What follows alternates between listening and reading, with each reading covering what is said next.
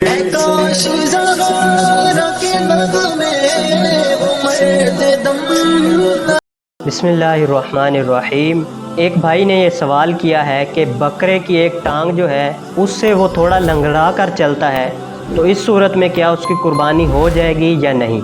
देखिए, बहार शरीयत की जिल्द नंबर 3 सफ़ा नंबर 341 में है कि कुर्बानी का जानवर अगर ऐसा लंगड़ा हो कि वो खुद कुर्बान गाह तक भी ना चल कर जा सके, तो ऐसे जानवर की कुर्बानी जायज़ नहीं है। और अगर ऐसा नहीं है तो फिर इस सूरत में जायज़ होगा। यानी ये फरमाया कि अगर वो जानवर जो है वो कुर्बान गाह तक चल कर जा सकता है तो इस सूरत में तो उसकी कुर्बानी जायज़ होगी।